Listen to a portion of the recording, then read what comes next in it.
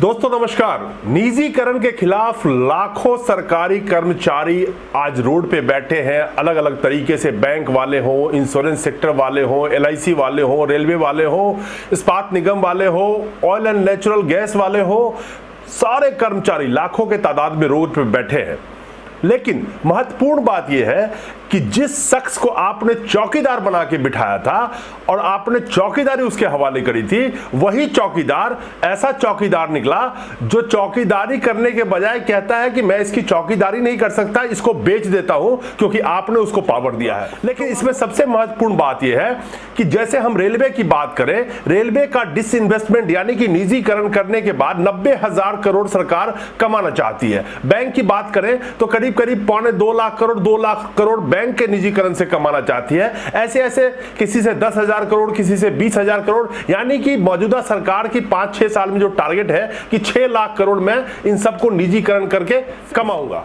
आपके सामने वो सच्चाई रख रहा हूं कि जिस चौकीदार को आपने चौकीदार बना के बिठाया था, उसके चौकीदार बनते ही किस तरह से आज मैं सिर्फ बैंक की लूट की आपको पिछले 6 सालों की आंकड़ा बताता हूं, और वो आंकड़ा जो RBI से ली गई है RTI के द्वारा। और आप फैसला कीजिए, जो चौकीदार 10,000 20,000 करोड़ रुपए कमाने की वजह से 1-1 लाख रुपए की संपत्ति, देश की संपत्ति को बेच रहा है, कौड़ियों के भाव में बेच रहा है, तो बैंक फ्रॉड आप फैसला कीजिए कि जो पीछे 6 सालों में सिर्फ बैंक फ्रॉड हुआ है, मैं मनमोहन सिंह के भी 5 साल का बैंक फ्रॉड बताऊंगा और चौकीदार के भी 5 सालों का बैंक फ्रॉड बताता हूं, और ये सारे RTI की इंफॉर्मेशन है, वो स्क्रीन पे भी मैं लगा रहा हूं। शुरुआत करते हैं मनमोहन सिंह के काल में 2009 से 2014 तक बैंक फ्रॉड। मैं सिर्फ और सिर्फ बैंक फ्रॉड की बात कर रहा हूं। इसमें NPA नहीं है, मित्रों के लोन माफी नहीं है, सिर्फ बैंक से जो फ्रॉड हुए हैं उसकी बात कर रहा हूं। चाहे वो बैंक एडवांसेस का फ्रॉड हो जो सबसे ज्यादा हुआ है,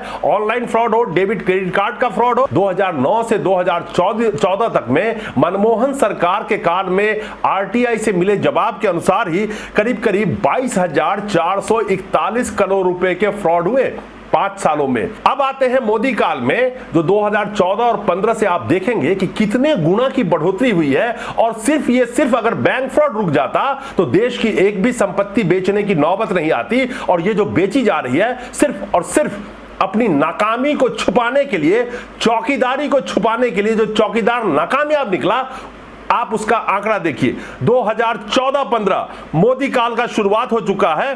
2014-15 में 19,455 करोड़ रुपए का बैंक फ्रॉड, 2015-16 में 18,698 करोड़ रुपए का बैंक फ्रॉड, 2016-17 में 23,933 करोड़ रुपए का बैंक फ्रॉड, 2017-18 में 41,167 करोड़ रुपए का बैंक फ्रॉड। 2017-18 याद रखेगा, नोटबंदी याद है ना, भ्रष्टाचार खत्म हो जाएगा, 15 लाख भी मिलेंगे। 2017-18 में 41,167 करोड़ रुपए का बैंक फ्रॉड, 2018-19 में 71,543 करोड़ रुपए का बैंक फ्रॉड, यानी कि इलेक्शन काल का साल था, ये याद रखेगा। और 2019-20 ने तो सारे रिकॉर्ड तोड़ दिए, 1,85,000 करोड़ रुपए का बैंक फ्रॉड, यानी कि इसको जोड़ेंगे आप तो करीब 5 लाख करोड़ रुपए का बैंक फ्रॉड हुआ। लेकिन सरकार जो अपना टारगेट रखी है कि 6 लाख करोड़ के करीब में प्राइवेट ये सरकारी संस्थाओं का निजीकरण करके, देश के PSU का निजीकरण करके जो हमारे आपके पैसे से बनी है,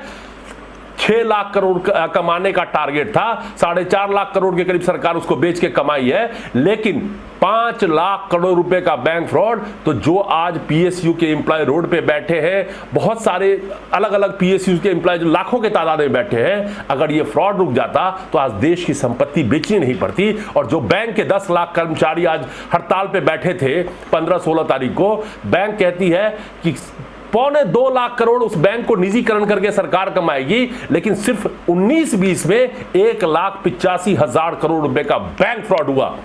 तो ये जो चौकीदारी थी ये कितनी नाकामयाब हुई है, और जिसको पर्दा डालने के लिए जनता को ही बलि का बकरा बनाया गया। और आज लाखों के तादाद में लोग रोड पे बैठे हुए हैं। ये आपके सामने स्क्रीन पे है कि किस किस तरह के बैंक फ्रॉड हुए। तो जरा सोचिएगा, समझिएगा और फैसला कीजिएगा कि चौकीदार को आपने जिसको रक्षा करने के लिए दिया था, जिस संपत्ति का रक्षा करने के लिए दिया था, चौकीदार कहता है कि उस संपत्ति को ही बेच दो, मैं रक्षा नहीं कर सकता हूं। नमस्कार।